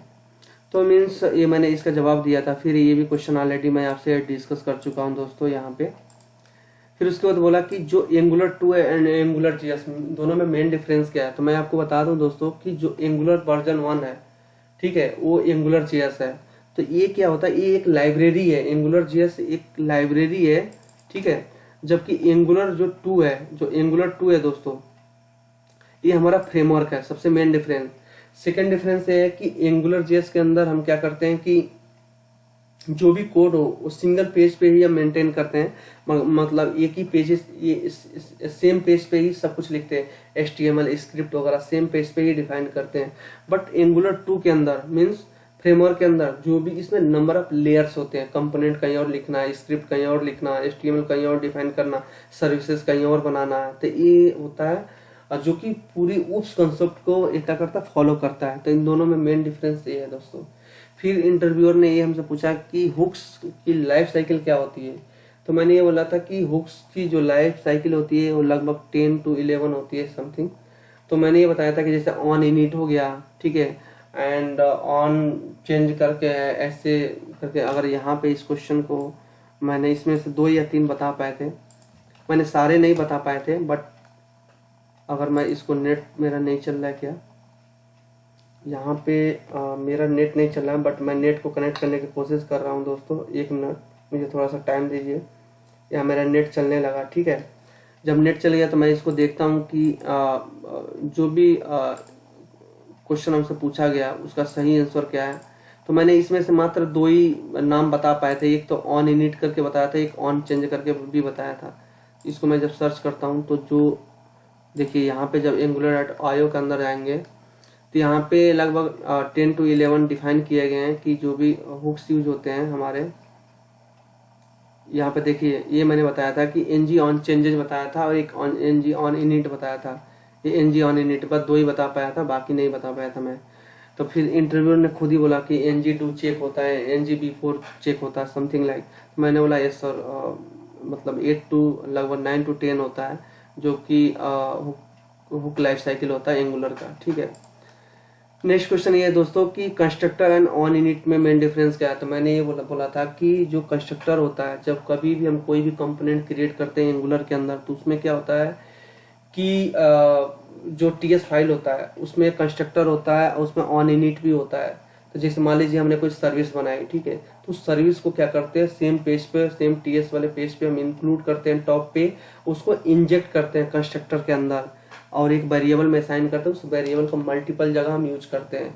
फिर बोला ऑन इनिट क्या होता है। तो जैसे मान लीजिए हमें सेम पेज पे यूजर की लिस्टिंग दिखानी है, तो हमने क्या किया, कोई फंक्शन डिफाइन किया TS फाइल के अंदर, जैसे गेट यूजर लिस्ट, और उस फंक्शन को मैं कॉल कर देता हूँ किसके अंदर, ऑन इनिट के अंदर, ठीक है। फंक्शन का नाम एंड डॉट कॉलम, जैसे मान लीजिए हमने फंक्शन डिफाइन किया गेट यूजर लिस्ट करके एक फंक्शन बनाया, ठीक है। तो इस फंक्शन को मैं क्या करूंगा, ऑन इनिट के अंदर क्या कर दूंगा, कॉल कर दूंगा। तो जब कभी भी पेज लोड होगा तो हमारा यूजर की लिस्टिंग जो है, ये फंक्शन जो है ऑटोमेटिकली कॉल हो जाएगा और हमारा यूजर की लिस्टिंग दिख जाएगी। तो ये मैंने बताया था कि ये जो कंस्ट्रक्टर होता है और एक ऑन इनिट होता है, जो मैंने रिप्लाई किया था, इंटरव्यू को रिप्लाई दिया था। नेक्स्ट क्वेश्चन ये पूछा था कि रिएक्टिव फॉर्म क्या होता है। तो मैंने ये बोला था कि सबसे पहले सर, हम जो भी रिएक्टिव फॉर्म हम बनाते हैं, ठीक है, एंगुलर के अंदर, उसको सबसे पहले app.module.ts फाइल के अंदर हमें इंक्लूड करना होता है। उसके बाद क्या करते हैं, जो उसके अंदर फॉर्म ग्रुप आता है और भी चीज़ें होती है, उसको हम क्या करते हैं, TS फाइल पे इंक्लूड करते हैं, उसका ऑब्जेक्ट क्रिएट करते हैं। उस ऑब्जेक्ट से जो नंबर ऑफ एलिमेंट्स होते हैं, जैसे मान लीजिए रजिस्ट्रेशन का मैं पेज बना रहा हूँ, उसमें जो है मेरा फर्स्ट नेम है, लास्ट नेम है, ईमेल है, तो नंबर ऑफ जो हमारा एलिमेंट्स है उसको हम फॉर्म ग्रुप के हेल्प से, जब फॉर्म ग्रुप का जो ऑब्जेक्ट क्रिएट करेंगे उस ऑब्जेक्ट के हेल्प से डायरेक्टली हम क्या कर सकते हैं, वैलिडेट कर सकते हैं कि इसमें डेटा है कि नहीं, इसमें डेटा है कि नहीं। उसके बाद जो है डायरेक्टली हम फॉर्म को सबमिट कर सकते हैं। ठीक है, तो मैंने ये रिप्लाई किया था कि रिएक्टिव फॉर्म के बारे में और भी चीज़ें बताई थी कि इसके फ़ायदे क्या क्या हैं।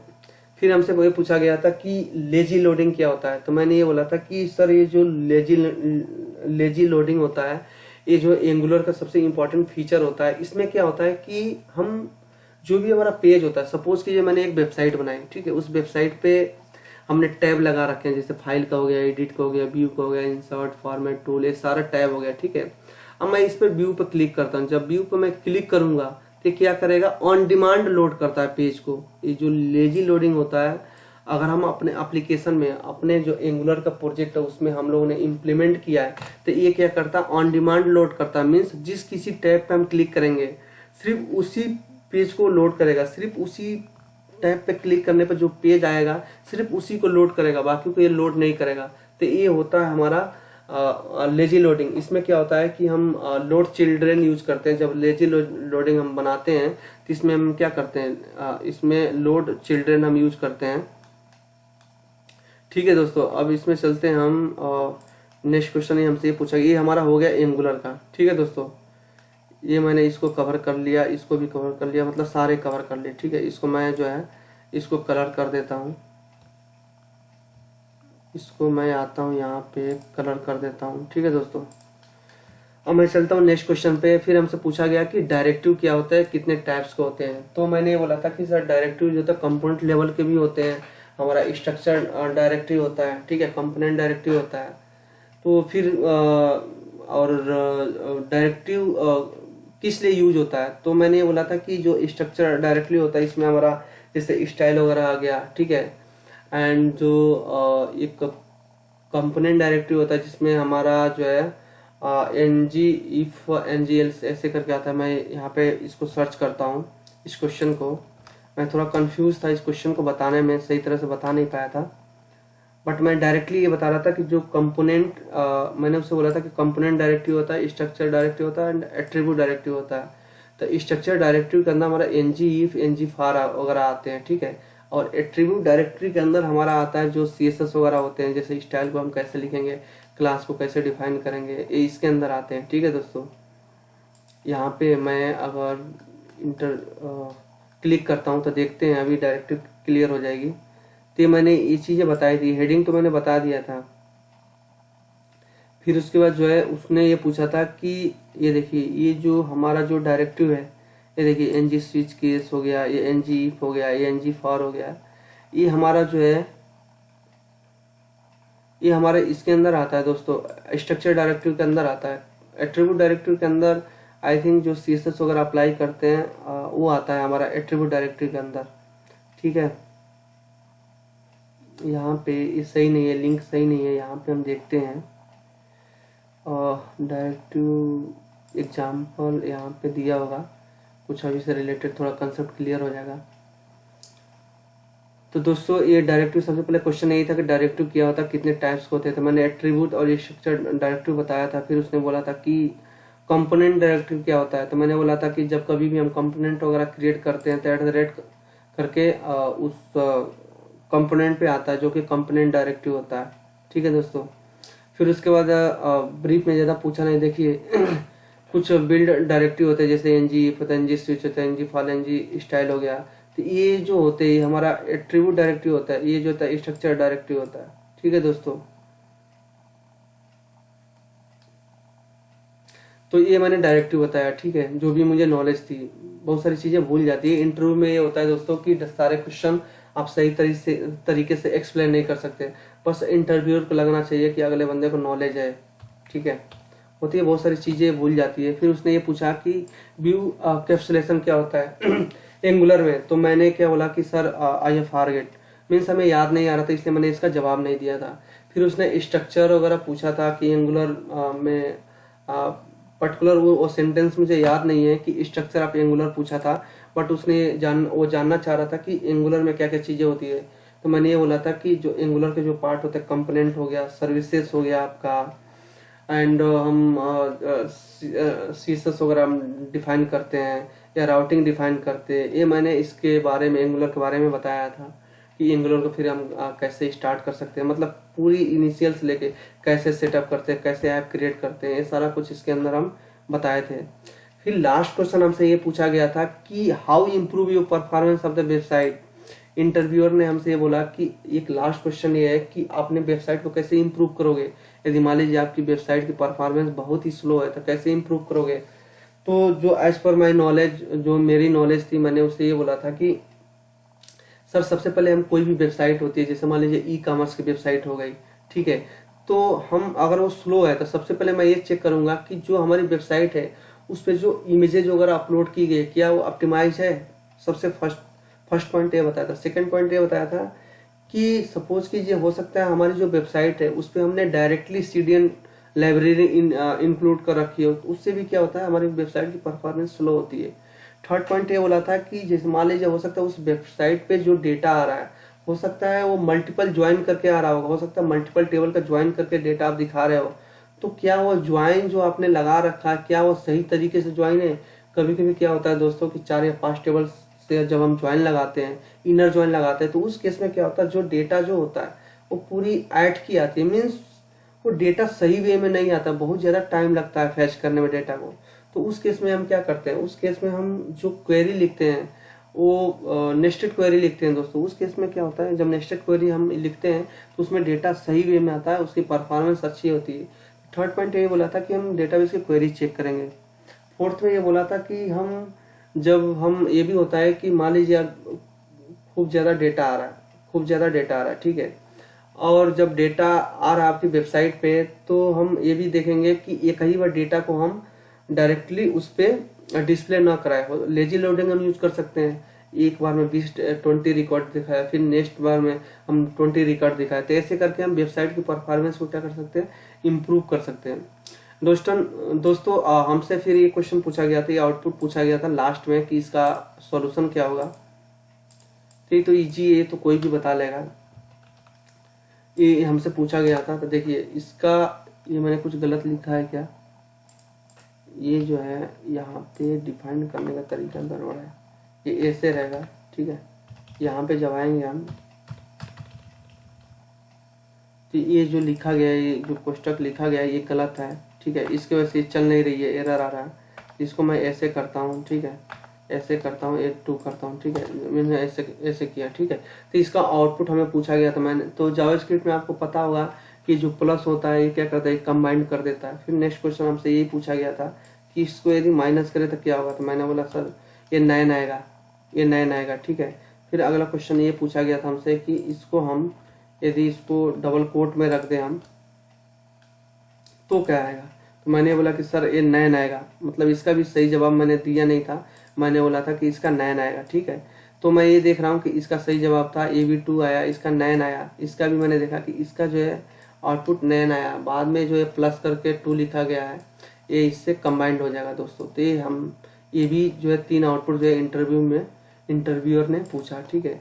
सबसे लास्ट क्वेश्चन ये था दोस्तों कि यही क्वेश्चन जो मैं आपको बता रहा हूँ जिसका आंसर जो है अनडिफाइन आता है, ये क्वेश्चन हमसे लास्ट में पूछा गया था, ये आउटपुट लास्ट में पूछा गया था कि इसका आउटपुट क्या होगा।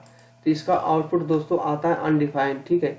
ये क्यों अनडिफाइन आता है दोस्तों, आपसे रिक्वेस्ट है यदि आपको नॉलेज है तो मेरे कमेंट बॉक्स में कमेंट जरूर डालिए, इसका रिप्लाई जरूर कीजिए दोस्तों, क्योंकि इसका एग्जैक्ट सॉल्यूशन मुझे पता नहीं है और मैं बता भी नहीं पाया था इस क्वेश्चन को, ठीक है दोस्तों। तो आई होप अब नेक्स्ट क्वेश्चन और है दोस्तों कि नोड.js, अभी ये वीडियो लेंदी होगी बट दोस्तों जो भी क्वेश्चन हमसे पूछा गया था वो क्वेश्चन मैं डिस्कस कर रहा हूँ। ये हमसे पूछा गया था कि पैकेज.json क्या होती है, ठीक है। तो मैंने ये बोला था कि sir it is a configuration file. हम क्या करते हैं कि जैसे जो भी हमारा प्रोजेक्ट होता है, जो भी रिक्वायरमेंट होती है, जो भी लाइब्रेरी की हमें जरूरत होती है, वो हम क्या करते हैं पैकेज.json फाइल के अंदर हम क्या करते हैं, डिफाइन करते हैं, इसको npm इंस्टॉल करके उसको हम जो भी डिपेंडेंसीज होती है उसको हम क्या करते हैं अपने एप्लीकेशन में क्या करते हैं डाउनलोड कर लेते हैं। तो ये क्या होती है, पैकेज.json फाइल जो होती है कॉन्फ़िगरेशन फाइल होती है, ठीक है, ये मैंने बताया। फिर नेक्स्ट क्वेश्चन ये था दोस्तों, इसको मैं ग्रीन कर देता हूँ जिससे ये पता चलेगा कि हाँ ये क्वेश्चन हो गया। ठीक है, अभी मैं इसको डिस्कस करूंगा दोस्तों। फिर ये हमसे ये पूछा गया कि ये कोर्स क्या होता है, ठीक है। तो कोर्स में मैंने ये बताया था कि कोर्स क्या होता है। कोर्स एक मिडिलवेयर होता है, जो क्या होता है कि हम जैसे एक वेबसाइट है, हमारी वेबसाइट है, मैंने कोई वेबसाइट डेवलप की है, ठीक है। तो कभी कभी क्या होता है कि कुछ चीज़ें जो होती है दूसरे वेबसाइट से हम चीज़ें आती है, ठीक है। मान लीजिए एक वेबसाइट, कोई वेबसाइट है, वो दूसरे वेबसाइट से लिंक है, ठीक है, और वहाँ से कुछ चीज़ें आप एक्सेस कर रहे हो, ठीक है। तो कभी कभी क्या होती है कि वो अलाउ नहीं करता, अपनी जो वेबसाइट होती है वो अलाउ नहीं करता है, ठीक है। मतलब एक्सेस करने, जब हम एक्सेस करते हैं दूसरे वेबसाइट के कुछ इन्फॉर्मेशन को, तो क्या कहता है, प्रिवेंट करता है, ठीक है, एपीआई के थ्रू जब हम एक्सेस करते हैं। तो एक कोर्स क्या करता है, ये अलाउ करता है।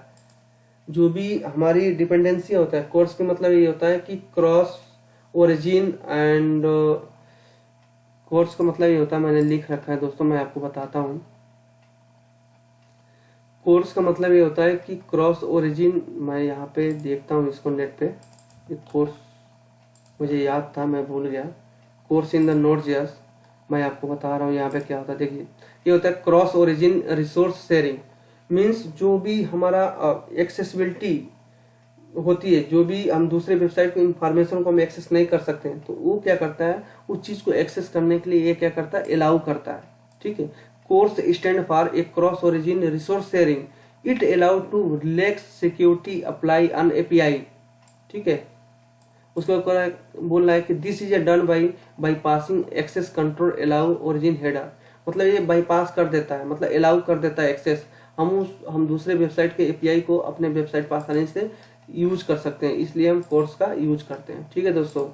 नेक्स्ट क्वेश्चन ये हमसे पूछा गया था कि एक्सप्रेस जेएस और जावास्क्रिप्ट में मेन डिफरेंस क्या होता है। तो मैंने ये बोला था कि सर एक्सप्रेस जेएस जो है ये नोड.js का फ्रेमवर्क है, ठीक है, जो कि उप्स कंसेप्ट को सपोर्ट करता है, जिसके अंदर हम इंटरफेस डिफाइन कर सकते हैं, जिसके अंदर मॉड्यूल डिफाइन कर सकते हैं, जिसके अंदर कोड रियूजेबिलिटी हम डिफाइन कर सकते हैं।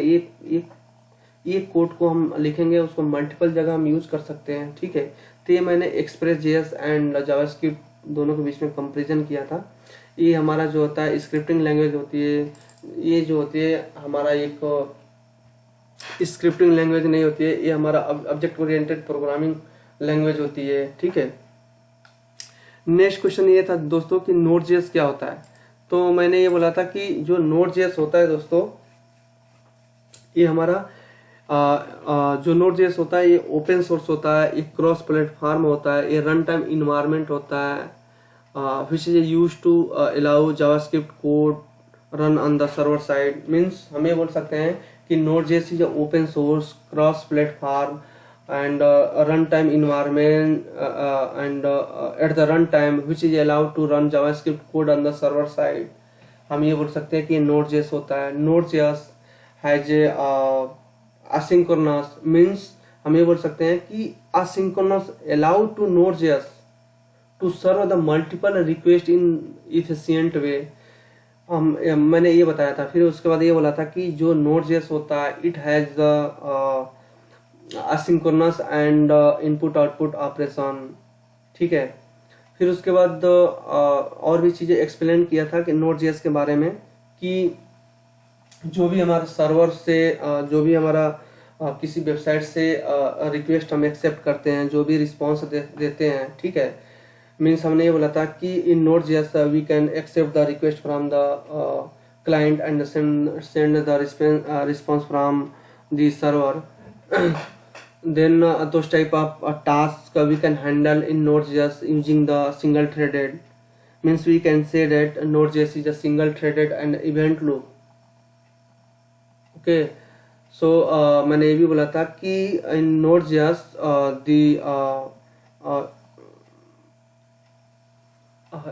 इसमें ये भी मैंने बोला था कि इन Node.js में क्या होता है कि जो कॉल बैक होता है, जैसे जो भी we are getting the response from the server, so it is handled by then callback function is handled by event loop। जो भी हम क्या करते हैं, सर्वर से जो भी रिस्पॉन्स आता है, ठीक है, तो जो भी हमारा callback फंक्शन होता है उसको कौन हैंडल करता है, उसको इवेंट लूप हैंडल करता है। तो इसमें क्या होता है कि in Node.js we use the Livu library which is open source written in the C++। the main focus of the Livu library the main focus of the Livu library on the asynchronous and input output operator। जो Livu library का main focus होता है वो दो चीज़ों पे होता है, एक तो एसिंक्रोनस पे होता है, दूसरा इनपुट आउटपुट ऑपरेटर पे होता है। फिर मैंने ये भी बताया था कि जो लिव्यू लाइब्रेरी क्या करता है, लिव्यू लाइब्रेरी जो होता है कंटेन रखता है the single thread, it is responsible for to handle the call back function. जो भी कॉल बैक फंक्शन हमारे सर्वर से जो भी रिस्पॉन्स होता है call back function as a call back function, उसको कौन हैंडल करता है, वो उसको इवेंट लूप हैंडल करता है, वो सिंगल थ्रेड को रखता है, ये रिस्पॉन्सिबल होता है to handle the call back function. फिर क्या करता है, इवेंट लूप क्या होता है, तो इवेंट लूप क्या करता है, कंटिन्यूअसली चेक करता रहता है कॉल स्टैक को कि कॉल स्टैक में कोई प्रोसेस है कि नहीं है, या कोई कॉल बैक है कि नहीं है। अगर कोई कॉल बैक नहीं होता है तो क्या करता है कि कॉल बैक क्यू से कॉल बैक को उठाता है और कॉल स्टैक के अंदर डाल देता है। ठीक है, जब कॉल स्टैक के अंदर डालता है तो क्या होता है कि वहां पे रन करता है। ठीक है, वो कोड वहां से रन होती है और रन होने के बाद फिर जो है कॉल स्टैक से वो ऑटोमेटिक डिलीट हो जाती है। ठीक है दोस्तों, तो ये मैंने बताया था कि नोड.जेएस कैसे काम करता है, ये मैंने इंटरव्यूअर को एक्सप्लेन किया था। ठीक है, जो भी मेरा नॉलेज था। ठीक है, नेक्स्ट क्वेश्चन ये है दोस्तों कि हम ये है कि function argument possible in the Node js. ये मुझे समझ में नहीं आया ये क्वेश्चन क्या पूछना चाहता है। ठीक है, तो मैं इसका रिप्लाई अभी दूंगा नहीं दोस्तों। नेक्स्ट क्वेश्चन ये देखते हैं कि what should be use we can prevent the object in the object. ये जावास्क्रिप्ट का क्वेश्चन है कि हम जैसा कोई ऑब्जेक्ट है उसके अंदर कोई वेरिएबल या जो भी एट्रीब्यूट वगैरह डिफाइन करते हैं, ठीक है, उसको हम अपडेट ना हो उसको हम कैसे रोक सकते हैं। ठीक है, तो मैंने उसे बोला था कि देयर आर 4 वे। जैसे हम कोई ऑब्जेक्ट बनाते हैं उसके अंदर हम कोई कांस्टेंट वेरिएबल वगैरह भी हम डिफाइन करते हैं। ठीक है, तो उसके हेल्प से भी हम उसको अपडेट नहीं कर सकते उस ऑब्जेक्ट को। सेकेंड डे है दोस्तों कि हमारा सेकेंड पॉइंट ये है कि एक होता है आपका, एक होता है हमारा एक सील होता है। इसके हेल्प से भी हम जो है ऑब्जेक्ट के अंदर कोई वेरिएबल वगैरह डिफाइन करते हैं उसको हम एक्सेस नहीं कर सकते। जो थर्ड पॉइंट होता है हमारा फ्रीज होता है। फ्रीज में क्या कर सकते हैं कि यदि कोई ऑब्जेक्ट है उसको हमने फ्रीज कर दिया तो उसके अंदर जो भी एलिमेंट वगैरह हमने डिफाइन कर रखा है, ठीक है, उसको ना हम ऐड कर सकते हैं, ना डिलीट कर सकते हैं, ना उसको अपडेट कर सकते, कुछ नहीं कर सकते। एक और होता है दोस्तों कि प्रिवेंट एक्सटेंशन होता है, ये भी होता है। इसके हेल्प से भी हम वेरिएबल को क्या कर सकते हैं, आई थिंक कि इसमें सिर्फ हम अपडेट कर सकते हैं और कुछ नहीं कर सकते, शायद डिलीट नहीं कर सकते, असाइन रीअसाइन नहीं कर सकते। ठीक है, तो ये क्वेश्चन हमसे पूछा गया था। फिर हमसे इवेंट लूप पूछा गया था, तो इवेंट लूप मैंने आपको अभी बताया। फिर हमसे ये पूछा गया था कि आप जो है नोड.जेएस के अंदर सर्वर कैसे क्रिएट करोगे। ठीक है, सिंपल प्रोग्राम लिख कर दिखाओ। तो मैं आपको बताता हूँ दोस्तों कि इसमें कुछ करना नहीं होता है। अगर नोड.जेएस के अंदर हमें सर्वर वगैरह हमें डिफाइन करना होता है तो हम क्या करते हैं, एक्सप्रेस में यदि हम जाते हैं तो मान लीजिए कांस्टेंट ले लिया, ठीक है, और हम क्या करते हैं कि यहाँ पे ले लिया EXP एक्सप्रेस ले लिया, यहाँ पर रिक्वायर्ड ले लिया REQUIRED, ठीक है, यहाँ पर रिक्वायर्ड ले लिया। ठीक है, यहाँ सॉरी रिक्वायर्ड है। ठीक है, यहाँ पे लिख देंगे एक्सप्रेस। ठीक है, मैंने ये लिख कर बताया था इंटरव्यूअर को। फिर उसके बाद हम क्या कर सकते हैं, जो भी एक्सप्रेस है, ठीक है, एक्सप्रेस है, इसको मैं ऐसे बना के एक वेरिएबल में असाइन कर दूंगा। जैसे मान लीजिए यहाँ पे कांस्टेंट वेरिएबल ऐप ले लिया। ठीक है, अब इस ऐप को हम यूज कर सकते हैं, कहाँ पे यूज कर सकते हैं कि मान लीजिए ऐप डॉट गेट फंक्शन में मैंने यूज कर लिया। ठीक है, यहाँ पे मैंने इसको यूज कर लिया। ठीक है, यहाँ पे फिर उसके बाद मैंने क्या किया कि यहाँ पे रिक्वेस्ट होता है, फिर उसके बाद रिस्पॉन्स होता है, फिर उसके बाद एरो फंक्शन लगाते हैं यहाँ पे। ठीक है दोस्तों, यहाँ पे ऐसे करते हैं। और इसके अंदर हम क्या करते हैं, मान लीजिए कंसोल डॉट लॉग कराया। ठीक है, और यहाँ पे मैंने लिख दिया कि हेलो वर्ल्ड। ठीक है, अब यहाँ पे क्या करते हैं दोस्तों कि ऐप डॉट उसके बाद यहाँ पे हम लिसन करते हैं, लिसन। ठीक है, उसके बाद मैंने यहाँ पे क्या किया कि पोर्ट नंबर डाल दिया। मान लीजिए पोर्ट नंबर मैंने पोर्ट नंबर है, मान लीजिए यहाँ पे मैंने एक पोर्ट डिफाइन कर देता हूँ। ठीक है, PORT पोर्ट नंबर यहाँ डिफाइन कर देता हूँ 8081। ठीक है दोस्तों, अब मैं क्या करता हूँ, इस पोर्ट को यहाँ पे डाल देता हूँ। फिर उसके बाद जो है इसको मैं ऐसे करता हूँ, ऐसे करके बना दिया। फिर उसके बाद लिखा था यहाँ पे कंसोल में, console.log के अंदर मैंने यहाँ डिफाइन किया था। इसके बाद यहाँ पे लिखा जाता कि सर्वर इज रनिंग, ये मैंने करके इंटरव्यूअर को ये बताया था। ठीक है दोस्तों, तो ये है कि हम जैसे सर्वर को कैसे रन कराते हैं, तो ये हम कोड लिख सकते हैं या हम डायरेक्टली ऐसे भी कर सकते हैं। जैसे मान लीजिए हमने लिख दिया यहाँ पे constant HTTP लिख दिया। ठीक है, और यहाँ पे हमने रिक्वायर्ड ले लिया, इसके अंदर मैंने क्या किया कि HTTP को डाल दिया। ठीक है, HTTP को डाल दिया। ठीक है दोस्तों, अब मैं क्या करता हूँ, यहाँ पे होता है कि HTTP, ठीक है, डॉट क्रिएट क्रिएट सर्वर होता है। ठीक है, यहाँ पे क्रिएट सर्वर होता है। फिर उसके बाद जो है इसके अंदर हम फंक्शन पास करते हैं, और इस फंक्शन के अंदर 2 आर्गुमेंट होता है, एक रिक्वेस्ट होता है। ठीक है, और उसके बाद कॉमा करके RES रिस्पॉन्स होता है। ठीक है दोस्तों, अब मैं क्या करता हूँ, इस फंक्शन को लिखता हूँ, यहाँ पे मैं लिख देता हूँ console.log। यहाँ पे मैंने कुछ डिफाइन कर दिया, सपोज कीजिए हेलो वर्ड लिख दिया, हेलो वर्ड। उसके बाद यहाँ पे हम लिसन लिखते हैं, यहाँ पे इसके अंदर हम पोर्ट नंबर डाल दिया। मान लीजिए हमने पोर्ट डाल दिया PORT, पोर्ट नंबर पास कर दिया। तो ये 2 तरीके से हम सर्वर को रन करा सकते हैं Node.js के अंदर। एक Express.js के द्वारा हम करा सकते हैं, ठीक है, और एक जो है डायरेक्टली कोर के द्वारा हम करा सकते हैं। तो ये क्वेश्चन हमसे पुटअप किया गया था। ठीक है दोस्तों, अब चलते हैं नेक्स्ट क्वेश्चन पे। हम चलते हैं, ये हमारा नेक्स्ट क्वेश्चन MongoDB का है कि हमसे ये पूछा गया था कि इंडेक्सिंग हम क्यों क्रिएट करते हैं। तो मैंने बोला था सबसे पहले सिंटेक्स पूछा गया था, तो मैंने बोला था कि क्रिएट इंडेक्स होता है जिसके हेल्प से हम क्या करते हैं, इंडेक्सिंग हम क्रिएट करते हैं MongoDB के अंदर। यहाँ पे होता है और DB डॉट यहाँ पे कलेक्शन का नाम होता है, मान लीजिए ABC हो गया। उसके बाद कलेक्शन का नाम मान लीजिए यहाँ पे ऐसे करता हूँ मैं, DB डॉट यहाँ पे लिखता हूँ टेबल नेम। ठीक है, उसके बाद यहाँ पे होता है क्रिएट इंडेक्स होता है, और जिस किसी टेबल के जिस किसी फील्ड पे हमें क्रिएट करना हो यहाँ पे नाम दे देंगे। ठीक है, तो इंटरव्यूअर ने हमसे ये पूछा कि इसका फायदा क्या होता है। तो मैंने ये बोला था कि जैसे मान लीजिए आपके पास 1 लाख रिकॉर्ड है, ठीक है, और कोई टेबल है जिसके अंदर यूजर की सारी इंफॉर्मेशन है, मोबाइल नंबर, ईमेल आईडी सब है। मैंने क्या किया कि ईमेल आईडी जो टेबल का जो कॉलम है, ईमेल जिसमें ईमेल आईडी डिफाइन है, जिसमें ईमेल आईडी की एंट्री है, उस पर मैंने क्या किया कि एज ए इंडेक्स क्रिएट कर दिया। तो जब हम उसको सर्च करेंगे, उस ईमेल आईडी को पर्टिकुलर सर्च, किसी भी ईमेल आईडी को उस पर्टिकुलर कॉलम से हम सर्च करेंगे तो जो सर्चिंग होगी फास्ट होगी। फिर नेक्स्ट क्वेश्चन ये पूछा हमसे कि MongoDB को हम कैसे कनेक्ट कर सकते हैं। ठीक है दोस्तों, तो ये मैंने बता दिया था। फिर उसने ये पूछा था कि लुकअप क्या होता है। मैंने ये बोला कि जो लुकअप होता है वो ज्वाइन करने के लिए यूज होता है।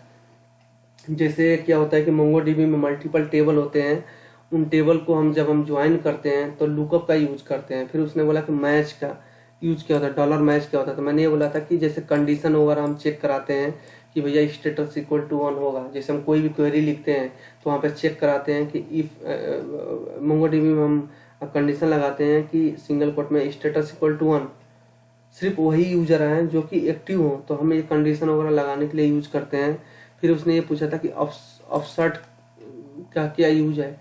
तो मैं दोस्तों आपको बता दूं कि जो ऑफसेट होता है ये हम जैसे क्वेरी को MongoDB में जब क्वेरी वगैरह अपडेट करने के लिए यूज करते हैं। देख लेते हैं इसका क्या यूज है, मैं भूल गया हूँ, बट मैं ये क्वेश्चन बताता हूँ आपको। ऑफसेट इन द MongoDB आप जब सर्च करोगे, यहाँ पे जब जाओगे तो ये क्वेश्चन पता चलेगा दोस्तों कि ऑफसेट क्या होता है। इसका मैंने प्रैक्टिकली यूज किया है। जैसे क्वेरी वगैरह हम बनाते हैं, जैसे मान लीजिए देखिए अपडेट के केस में यूज होता है। जैसे मान लीजिए फाइंड एंड मॉडिफाई, सिलेक्शन इतना रिमूव। ठीक है, ये क्या करता है कि आई थिंक मेरे अकॉर्डिंग ये है कि ऑफसेट या बूलियन ट्रू एंड फॉल्स होता है। अगर मान लीजिए वो रिकॉर्ड जो सेम रिकॉर्ड आपके डेटाबेस में है, तो ये क्या करेगा कि उसको दोस्तों इसको प्रैक्टिकली देखना पड़ेगा। मींस ये जो क्वेश्चन है इसको मैंने प्रैक्टिकली अपने प्रोजेक्ट में यूज किया है, तो ये क्वेश्चन हमसे पूछा गया था। ठीक है दोस्तों, और रही बात ये how can connect database in the MongoDB, तो ये दोस्तों आप देख लीजिएगा, ये बहुत इजी होता है। ये जो है मोंगोडीबी से हम कैसे किसी भी एप्लीकेशन को कनेक्ट करते हैं। ठीक है दोस्तों, तो दोस्तों इस जो भी मैंने नोट्स बना रखे हैं इसमें बहुत मेहनत लगा है, यहाँ तक कि मैं इसमें बहुत ज़्यादा टाइम दिया आपको। तो आपसे रिक्वेस्ट है दोस्तों, आपसे रिक्वेस्ट है, काइंडली रिक्वेस्ट है कि मेरे चैनल को सब्सक्राइब, लाइक और शेयर जरूर करें। ऐसे ऐसे जो अच्छी कंपनियां हैं, अगर उस कंपनी का मेरे पास इंटरव्यू का क्वेश्चन है चाहे होता है तो मैं उसका वीडियो जरूर बनाऊंगा दोस्तों। तो आई होप दोस्तों ये वीडियो जब आपको समझ में आया होगा। इससे रिलेटेड कोई भी डाउट्स है तो मेरे कमेंट बॉक्स में कमेंट जरूर डालें और मैं उसका रिप्लाई जरूर करूंगा। तो चलते चलते दोस्तों आज के लिए बस इतना ही दोस्तों, बाय बाय।